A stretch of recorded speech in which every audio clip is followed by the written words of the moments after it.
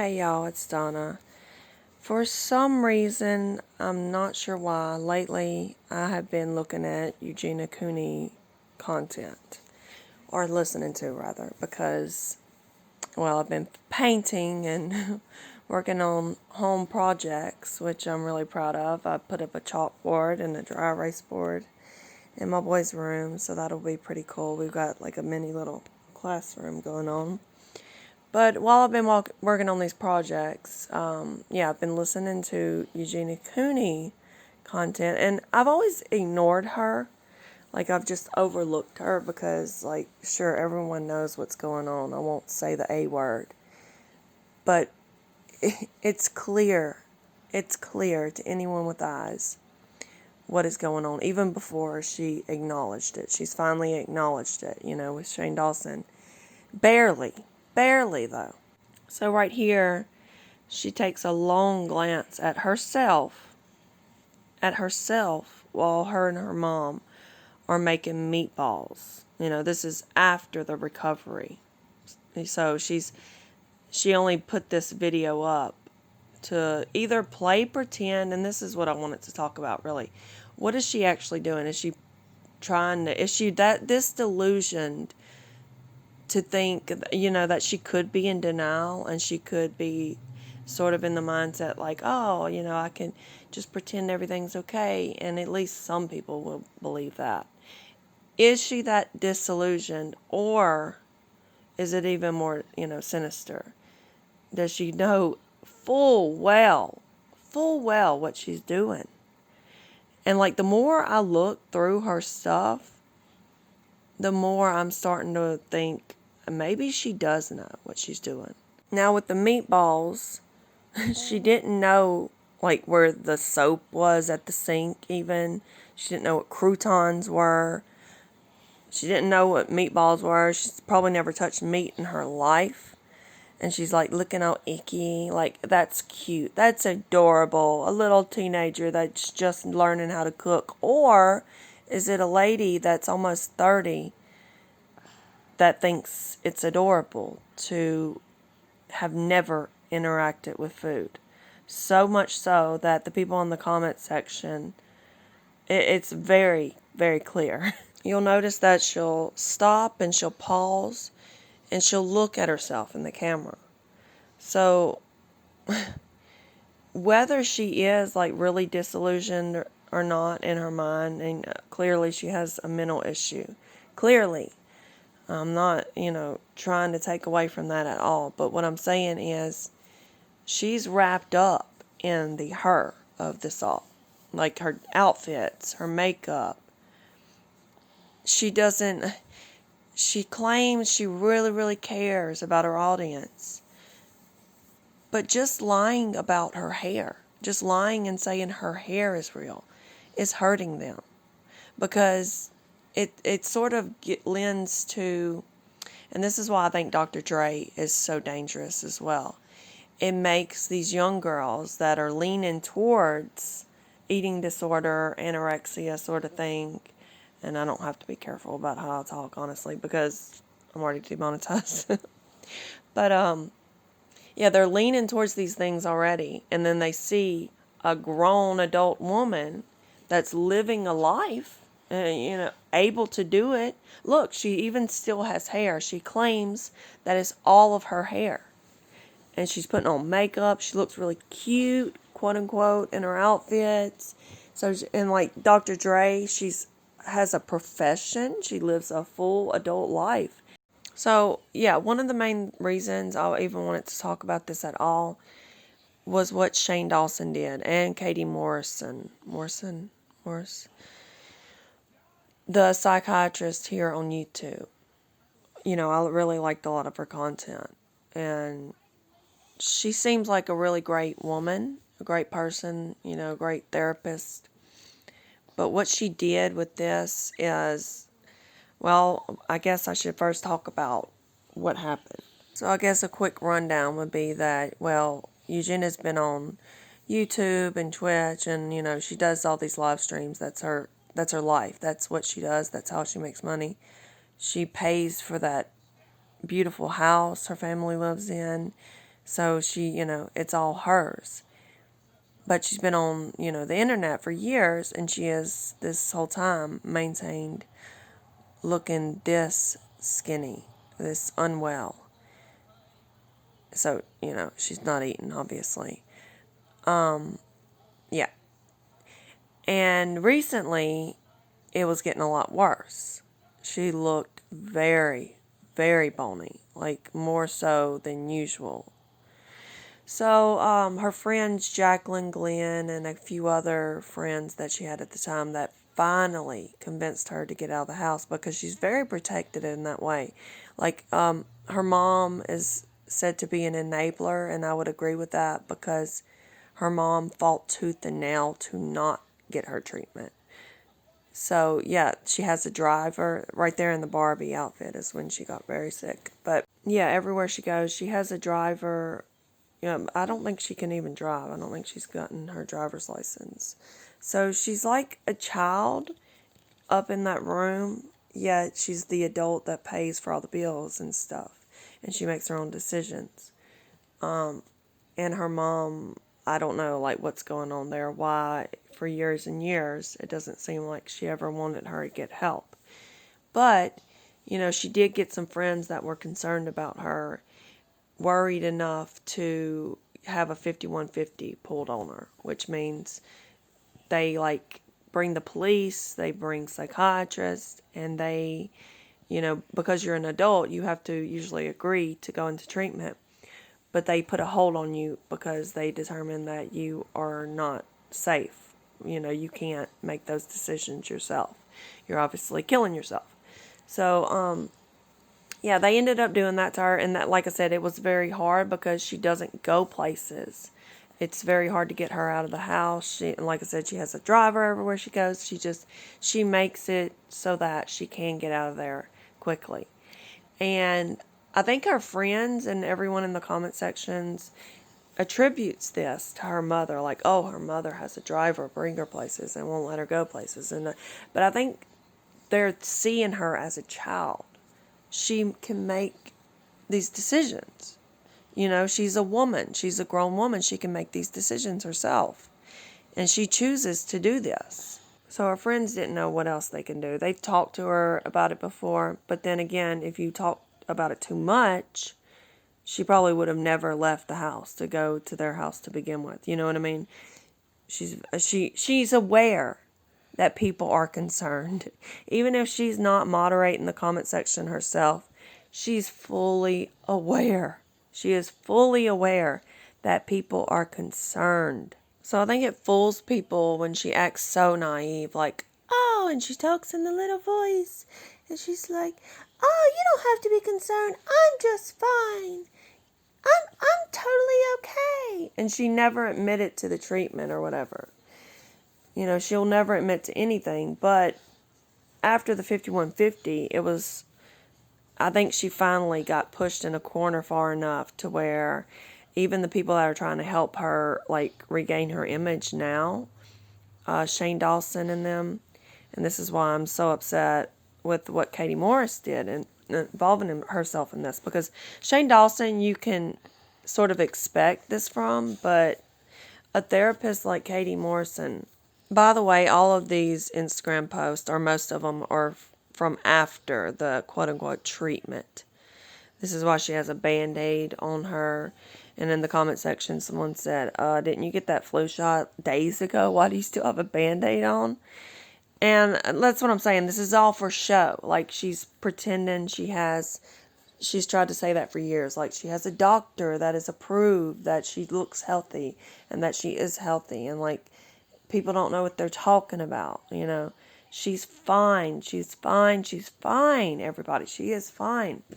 So she comes back from treatment, and in the Shane Dawson documentary, she can barely acknowledge she had a problem. She's still speaking in terms of like, oh, sometimes life is hard, and yeah, I was kind of maybe not eating. I just didn't notice it as much. And yeah, people were getting concerned. I guess it had gotten so bad. She's using words like sometimes, I guess, maybe. It's sort of like she's speaking about someone else, not herself. You know, like, oh, life can be hard sometimes. And that's how she is. This is what baffles me about her live streams. How can she stream for 6 hours or so and talk about nothing? Literally nothing, like surface level, like a child. Sort of like you would expect from not even a teenager, like a 13-year-old. And I don't mean to be so harsh on her. I know people, oh goodness, this is I had to take down some of my Dr. Dre videos because of this. Like, people just, they expect you to tiptoe around this conversation and be very, very careful. As a matter of fact, I didn't give a trigger warning. Oh my goodness. If you're clicking on a Eugenia Cooney video, you should expect to be triggered in that sort of way if that's going to trigger you, you know. I don't feel like as adults we need to necessarily give trigger warnings and all of this stuff. Like, you sort of know what's what in the world, or you should as an adult, and you should be able to turn away if something is bothering you and deal with it appropriately. So that's the main thing I wanted to point out, that Katie, the therapist, and Shane Dawson, what they did was try to play pretend like, oh, she went to therapy and now she's fine.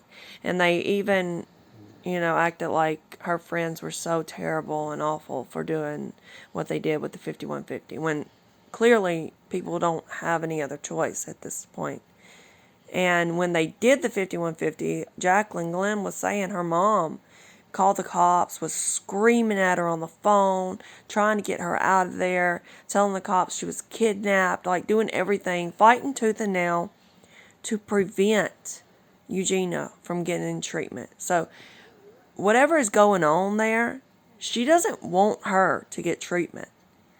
You know, I've realized that Eugenia is almost 30 years old and she needs to figure this out on her own now. Like, but whatever happened growing up wasn't good. I mean, clearly. But you know what I'm saying? Like, she's living in a house with people that, and she would probably only ever allow that. As in, if her mom were to have it any other way, you know, we're crying and carrying on about how she needs to do something, she has to do something, she would just move out or have her family move out. You know, she seems very unwilling, and that's my point with Shane and Katie. Whether they believe it's denial on her part or complete refusal, they know she's nowhere near ready, you know, to recover. She's nowhere near ready to even like document any sort of recovery journey or like closed chapter of her, you know what I mean? So it doesn't make sense that they did what they did. It literally sounds like it's about the money. It's about a favor was asked and they're willing to do this, you know. So I want to show you now some clips of her health further declining, you know, since all of this. This is just this recently in the few months of this year, 2020. And after that, I want to discuss why I feel pretty certain she knows exactly what she's doing. One of those reasons is right here. Every single picture, she's extending her arms, extending her legs, like really displaying her body. She's very, very proud, but I'll talk more about that, and let's just look at her health a little more.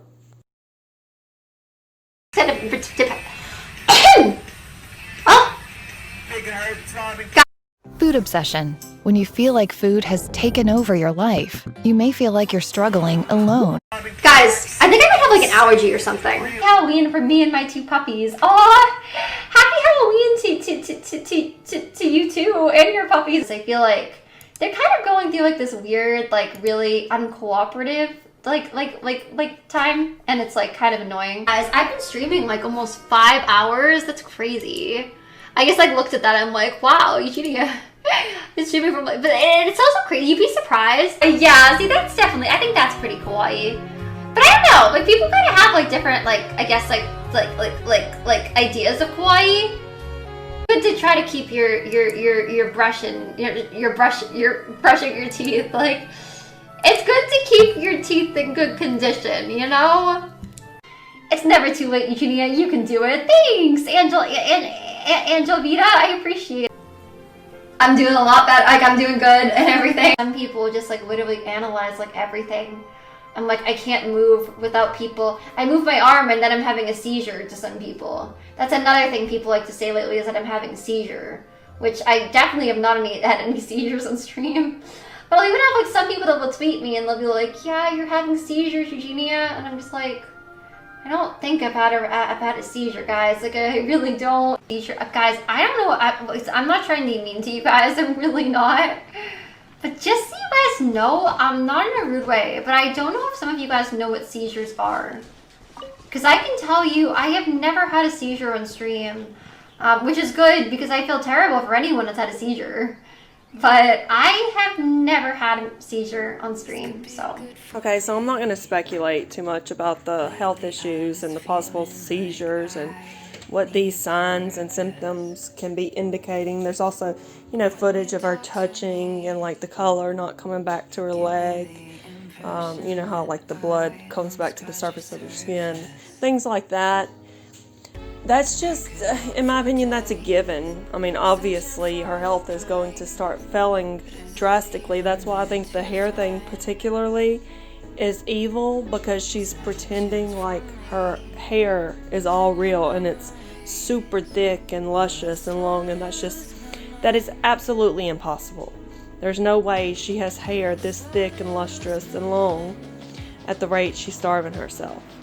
So I do want to shout out this Herbs and Altars channel, because out of all the videos I've listened to, and I'll try to shout out a few of them in the description, but of Herbs and Altars, she has been very specific and just matter of fact and truthful about the way these things work.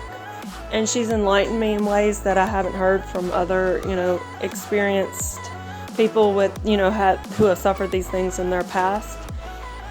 For instance, she points out that Eugenia puts the camera, positions it in a way to make sure her whole body, or at least most of it, is showing in the footage, you know, when she's live streaming, because she wants to look back at herself, but it's also for the type of people that are coming to watch this.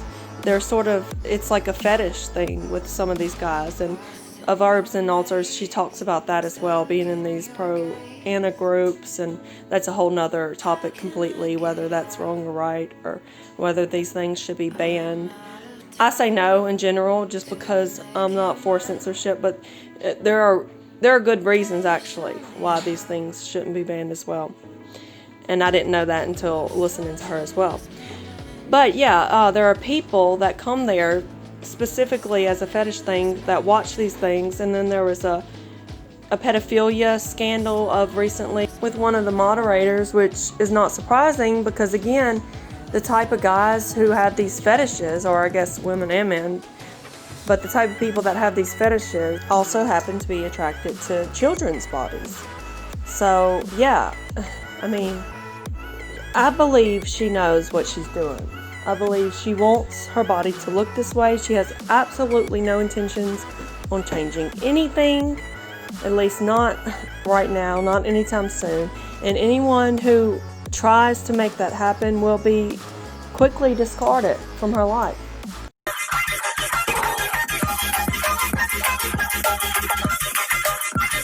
So someone tipped Eugenia $1,000 and said, "Hey, I am an honest guy. Check my reply after the stream," and watch her reaction. Hey, I am an honest guy. Check my reply after stream. Oh my god! So to be fair with this guy in particular, I think he asked for a refund, but I believe he cited that he wasn't in the right state of mind and he didn't get, I don't know, whatever it was he thought he was going to get for that tip. And that's another thing. It doesn't matter that he asked for a refund. It wasn't like just some kid that accidentally tipped that. This is another thing of Herbs and Altars talks about, is how these people that are into these fetishes will pay. So yeah, you may think I'm being insensitive, and this video is dragged on too long, so I'm going to wrap it up. But the thing is, I don't think anyone can save her. You know, so many of her fans and just people in general are in the comment section begging and pleading for her to get help. I don't think anyone can save her. We need to watch out for the people that are viewing her and just make it known that it's not okay. And be aware that I'm pretty sure, in my opinion, she knows exactly what she's doing.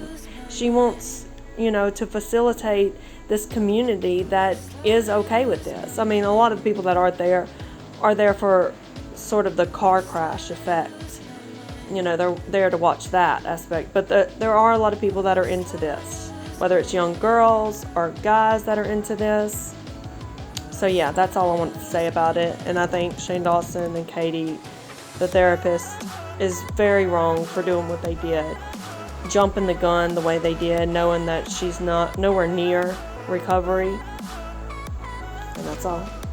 Oh, by the way, I forgot to mention really quickly, one of the most important things I feel like of Herbs and Altars talked about that I've heard nobody else talk about is the fact that most people, myself included, think that those that have this particular eating disorder look in the mirror and they see someone that is overweight, or, you know, they see fat and flab, and they see these things that are like it's a dysphoria, basically. You know, we see something different and their perception is amiss, and that's not necessarily always the case. So I think a lot of people have that misconception that we assume she's looking in the mirror and she sees someone that's bigger, so that's why she may think she's okay. She may look perfectly fine to herself, like a normal size when she looks in the mirror. And that's not the case. Like, they see exactly, sometimes, not all the time. But yeah, basically, my point is, they see exactly what we see, and they like it.